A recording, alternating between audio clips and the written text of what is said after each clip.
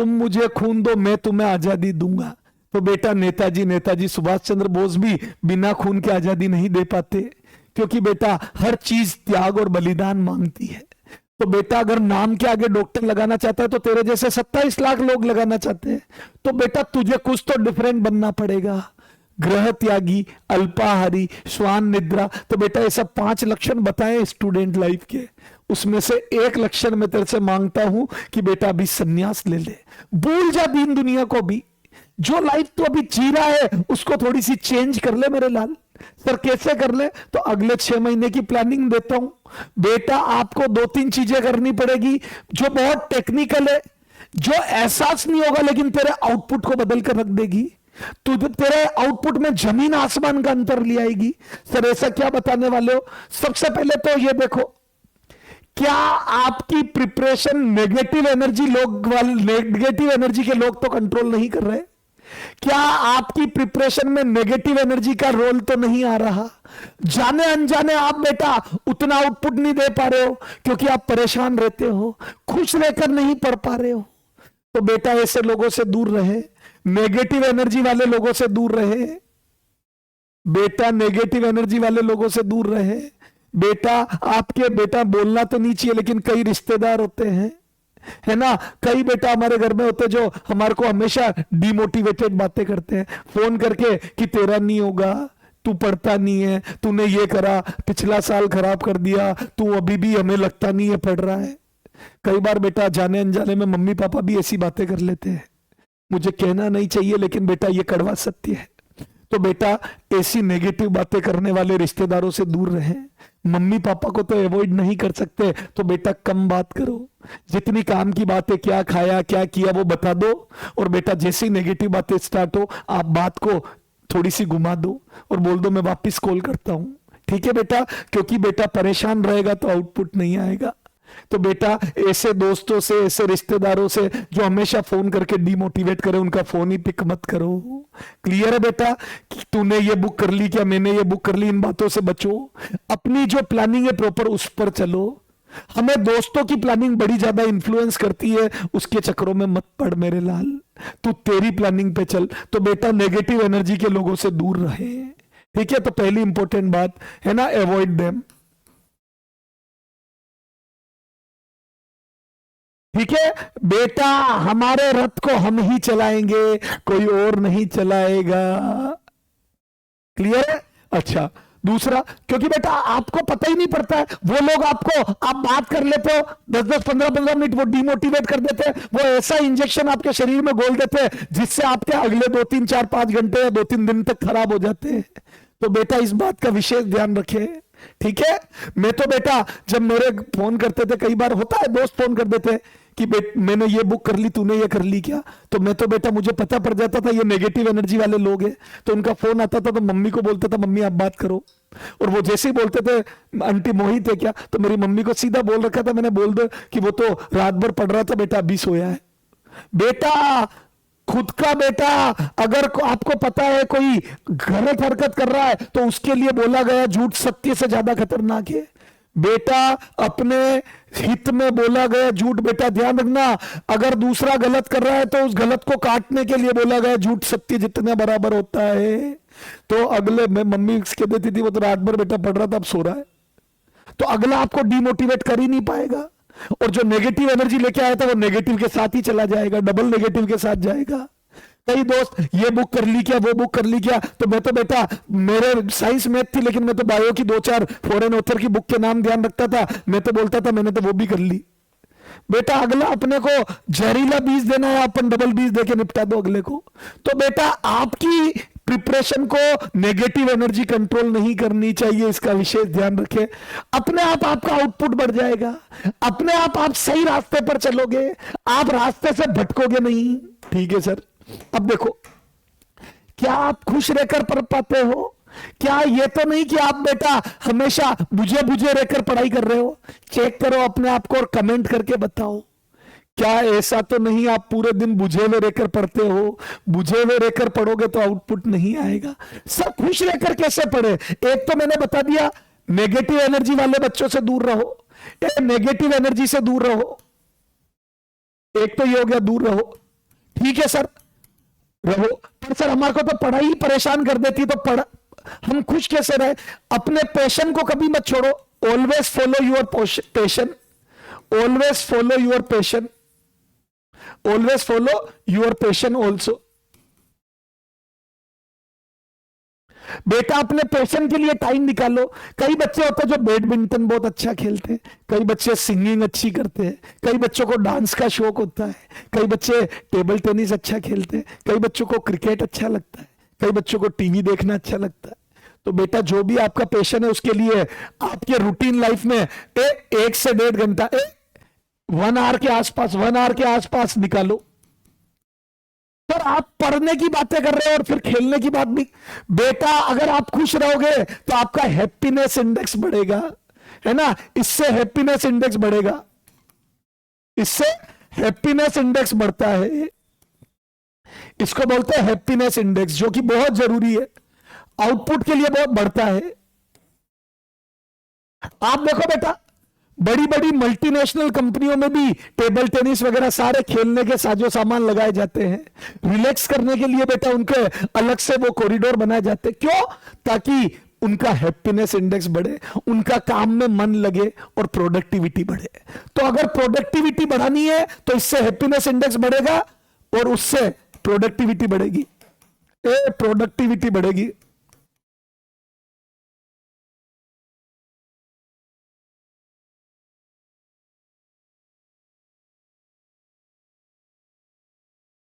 Happiness index बढ़ेगा और उससे प्रोडक्टिविटी बढ़ेगी। तो बेटा खुश रहकर काम करो, उसके लिए अपने पैशन को फॉलो करो। अपनी रूटीन लाइफ जो रोज की दिनचर्या उसमें आधा 1 घंटा एटलीस्ट सिंगिंग, डांसिंग, जो भी आपको पसंद है, रीडिंग, है ना भाई, कोई आपको नॉवेल पढ़ना पसंद है, कोई आपको टीवी देखना पसंद है, आपको बैडमिंटन, क्रिकेट, फुटबॉल जो भी खेलना पसंद है, 1 घंटा निकाल लो। इससे आपका ब्लड सर्कुलेशन भी प्रॉपर रहता है। अगर आप कोई गेम खेलते हैं तो उससे और अच्छा आपकी एक्सरसाइज होती है, ब्लड सर्कुलेशन अच्छा रहता है। कई बच्चों को योगा करना पसंद है, करो, इनसे कंसंट्रेशन बढ़ती है।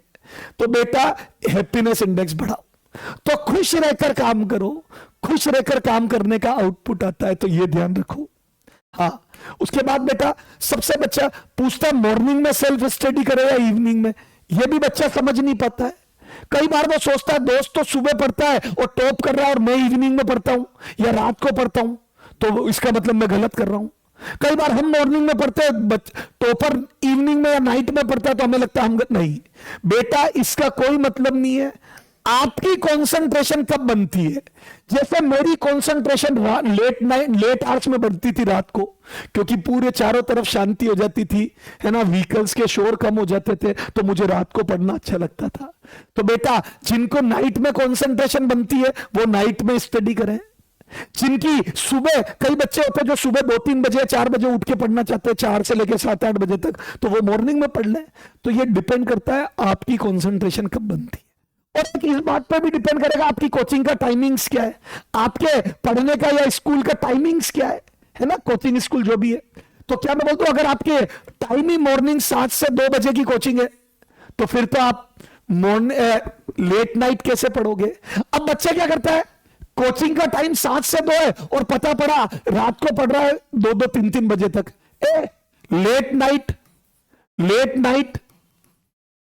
2-3 बजे तक पढ़ रहा है, तो बेटा फिर आप क्लास में ढंग से पढ़ नहीं पाओगे। तो आपने तो बेटा अच्छा क्या बुरा कर दिया। पता पड़ा आप क्लास में ऊँग रहे हो, सर पढ़ा रहे हो, आपकी कंसंट्रेशन ही नहीं है, तो बेटा आपने यह जो मेहनत करी उसका तो उल्टा नेगेटिव इफेक्ट आएगा। क्योंकि क्लास तो बहुत इंपॉर्टेंट होती है, तो आपकी तो क्लास में एनर्जी खत्म हो गई। तो बेटा अगर आपकी कोचिंग का टाइम 7 से 2 है, तो बेटा आपको फिर कम से कम 6 से 7 घंटे की नींद तो डेली लेनी है। 6 से 7 घंटे की नींद नेसेसरी है, जरूर लेनी है। जो बच्चे नींद से कॉम्प्रोमाइज करते हैं वो दिन भर बेटा लेजीनेस से पढ़ते हैं, उनकी कंसंट्रेशन में कमी आती है, वो उतना आउटपुट कभी नहीं निकाल पाएंगे। तो बेटा ये तो ध्यान रखो, एटलीस्ट 6 घंटे की नींद तो चाहिए, कम से कम भी 6 घंटे की नींद तो चाहिए। तो बेटा अगर आपकी 7 बजे मॉर्निंग में क्लास है तो 6 बजे से रेडी होना है, तो आपको 12 बजे तक तो किसी भी हालत में सोना पड़ेगा। एक क्लास का टाइम अगर ये है क्लास टाइम, तो आपको 12 बजे तक तो सोना ही पड़ेगा, 12 बजे तक सोना ही पड़ेगा। 12 बजे तक सोना ही पड़ेगा, क्योंकि 6 घंटे की नींद तो आपको इफेक्टिवली लेनी पड़ेगी। तो सर फिर आप आके खाना वाना खा के शाम को थोड़ा पेशेंट वगैरह से घूम फिर के और जो भी रीडिंग राइटिंग करके और फिर आप 5-6 बजे से पढ़ने बैठो, तो आपके पास ये इवनिंग वाला ही टाइम है और कोई ऑप्शन नहीं है। नहीं सर हमारी तो नाइट में स्टडी अच्छी होती है, तो फिर अपनी कोचिंग का टाइम आप वो 2 से 8 वाला करवाओ, है ना। तो जिनकी कोचिंग का टाइम 2 से 8 है वो आओ, खाना वाना खा के थोड़ा सा अपने पेशेंट को फॉलो करके 9-10 बजे 10 बजे तक पढ़ने बैठो। 9 से 10 बजे तक पढ़ने बैठो, 9 to 10 o'clock, और करो लेट नाइट स्टडी।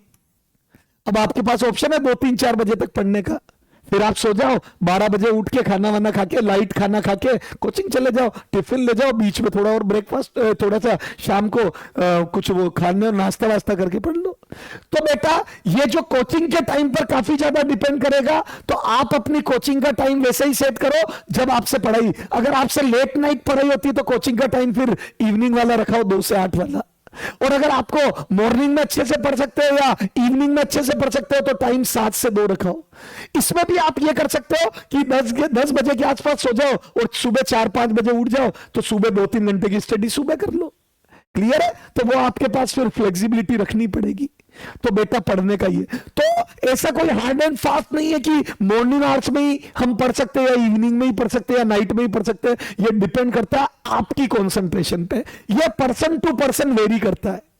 ठीक है, जैसे मेरी लेट नाइट आवर्स में स्टडी अच्छी होती थी, मेरा एक दोस्त अंकित, उसकी स्टडी मॉर्निंग आवर्स में अच्छी होती थी, वो भी उसने भी अपनी एजुकेशन लाइफ में अच्छा करा, मैंने भी फर्स्ट रैंक बनाई, तो दोनों ने बहुत अच्छा करा, उसने इनफैक्ट मेरे से भी ज्यादा अच्छा करा। तो ऐसा नहीं है कि नाइट में पढ़ने वाला अच्छा नहीं कर सकता या मॉर्निंग में पढ़ने वाला नहीं कर सकता। मेरे पास सारे एग्जाम्पल है, इतने सालों से पढ़ा रहा हूं, मैंने टॉप करते हुए उन लोगों को भी देखा जो नाइट में पढ़ते हैं, उन लोगों को भी देखा जो मॉर्निंग में पढ़ते हैं, उन लोगों को भी देखा जो इवनिंग में पढ़ते हैं। तो ये ऐसा नहीं है कि इस समय पढ़ने से ही अच्छा रहता है, ऐसा कुछ भी नहीं है, वो पर्सन टू पर्सन वेरी करता है। ठीक है, टाइम टेबल में गड़बड़ी तो नहीं है। कई बच्चे टाइम टेबल रोज बना के फाड़ फाड़ के फेंकते हैं। फिक्स टाइम टेबल, मैंने ये पहले भी बताया, फिक्स टाइम टेबल कभी नहीं बन सकता, फिक्स टाइम टेबल हमेशा फटेगा। सर फिक्स कैसे? बच्चे सोच लेते कि 2 घंटे रोज बायो पढ़ूंगा, है ना, इसमें जूलॉजी बॉटनी जो भी है, 2 आवर्स रोज फिजिक्स पढ़ूंगा और 2 आवर्स रोज केमिस्ट्री पढ़ूंगा, है ना। और कई बच्चे 2 आवर्स बायो जूलॉजी बॉटनी भी अलग अलग कर देते हैं। तो बेटा ये टाइम टेबल कभी वर्क नहीं करेगा। सर क्यों इतने कॉन्फिडेंस से आप बोल पा रहे हो? पता पड़ा मैंने 2-2 घंटे सबके लिख दिए और किसी दिन फिजिक्स में पूरा चैप्टर कंप्लीट हुआ, फिजिक्स में चैप्टर कंप्लीट हो गया, चैप्टर ओवर हुआ है। तो बेटा उस दिन तो आपको खूब सारी डीपीपी और मॉड्यूल एक्सरसाइज वगैरह करनी है, तो इस दिन तो फिजिक्स को 3-4 घंटे देने पड़ेंगे। और बायो में सेकेंड लेक्चर ही चल रहा है, बायो में स्टार्टिंग ही हुई है, स्टार्टिंग के लेक्चर चल रहे हैं। तो बेटा इसमें बोल दू कम टाइम लगेगा, तो बेटा इसमें तो सिर्फ क्लास नोट्स का रिवीजन करना है, तो इसमें उस दिन आधे से 1 घंटे ही लगेगा, हाफ टू 1 आवर। और बेटा फिजिक्स ज्यादा टाइम लेगी, है ना, 3 to 4 आवर लेगी, 3 to 4 आवर। तो अपने आप टाइम चेंज हो गए। तो बेटा आप रात को प्लानिंग करके सो। तो बेटा टाइम टेबल सबसे तगड़ा है, नाइट में प्लानिंग करके, नाइट में अगले दिन की प्लानिंग करो, नाइट में नेक्स्ट डे की प्लानिंग करके सो, यह सबसे अच्छा टाइम टेबल है। यानी कि डेली टाइम टेबल वेरी करेगा, अदरवाइज रोज टाइम टेबल फटेंगे। बेटा डेली का डेली टाइम टेबल बनेगा, अगले दिन की प्लानिंग पिछले दिन नाइट को करके सो। सर कैसे? आपको पता होगा कि कल सर थर्मोडायनेमिक्स खत्म कर देंगे, तो मुझे पीवाईक्यू करना है, मॉड्यूल करना है, तो मुझे फिजिक्स को 3-4 घंटे करना ही पड़ेगा। तो मैं कोचिंग से आते ही खाना वाना खा के थोड़ा रेस्ट करके पेशेंट फॉलो करके 3-4 घंटे फिजिक्स कर लूंगा, है ना। उसमें 2 घंटे पहले कर लूंगा, फिर बीच में थोड़ा सा सब्जेक्ट चेंज करते रहो 2 घंटे की, नहीं तो बोर हो जाओगे। 1.5-2 घंटे फिजिक्स में ये मॉड्यूल की 2 एक्सरसाइज कर लूंगा, फिर थोड़ी सी बायो का रिवीजन कर लूंगा, फिर वापस फिजिक्स के पीवाईक्यू चालू कर दूंगा। मैं एक एग्जांपल दे रहा हूं, तो बेटा आप जब रात को प्लानिंग करके सोओगे तो अगले दिन एनर्जी के साथ काम पे लग जाओगे। तो बेटा पूरे दिन की प्लानिंग प्रॉपर सेट होगी तो टाइम वेस्ट नहीं होगा। इससे एक तो टाइम वेस्ट नहीं होगा, नहीं होगा। एक तो बेटा बिल्कुल भी टाइम वेस्ट नहीं होगा और एनर्जी से काम करोगे। क्योंकि जब हमारा टारगेट सेट होता है तो हम बहुत तेजी से भागते हैं और हमारे अंदर एनर्जी भी रहती है। बेटा जब फिनिशिंग लाइन नजर आ रही होती है, पता होता है कि 500 मीटर की 200 मीटर की रेस है, तो हम उस हिसाब से अपने आप को सेट करते हैं, है ना। और एनर्जी से काम करेंगे, एनर्जी से काम होगा। एम आई राइट और नॉट? कमेंट सेक्शन में लिख के बताओ, क्या मैं सही बोल रहा हूं कि बेटा अगर एक दिन पहले नाइट में प्लानिंग कर लोगे तो अगले दिन फुल एनर्जी से और प्लानिंग के साथ काम होगा और टाइम बिल्कुल वेस्ट नहीं होगा। क्योंकि हमें पता होगा कि हमें 3-4 घंटे फिजिक्स को देने, आधा 1 घंटा बायो को देना है और केमिस्ट्री में बीच में चल रहा है तो केमिस्ट्री को लगभग 2 घंटे देने। तो हमारे को बिल्कुल प्रॉपर सब कुछ पता होगा, कहां से क्या करना है, क्या क्या सब कुछ। तो न तो किसी नेगेटिव एनर्जी का फर्क पड़ेगा, न कोई बात, न टाइम टेबल फटेंगे। तो टाइम टेबल फिक्स नहीं होगा, वेरिएबल होगा। A variable time table, daily to daily time table change होंगे, है ना। Variable according to chapter, according to subject demand, according to subject demand. तो बच्चों को टाइम टेबल भी बनाना नहीं आता, वो इसी में उलझे रहते कि क्या पढ़े क्या नहीं पढ़े। जबरदस्ती 2 घंटे बायो को लेके बैठे रहेंगे जबकि उस दिन बायो स्टार्ट ही हुई है। जबरदस्ती केमिस्ट्री को लेके बैठे रहेंगे जबकि काम ज्यादा फिजिक्स में करना है। तो बेटा वो टाइम वेस्ट हो गया आपका। ओके, मैं उम्मीद करता हूं ये वीडियो आपके लिए बहुत हेल्पफुल रहेगा और ये आपके अंदर बहुत ज्यादा परिवर्तन करेगा और अगले 6 महीने आपको पूरी गाइडलाइन मिल गई होगी। Bye bye, love you all. मिलेंगे आपके विक्ट्री सेलिब्रेशन में। Bye bye.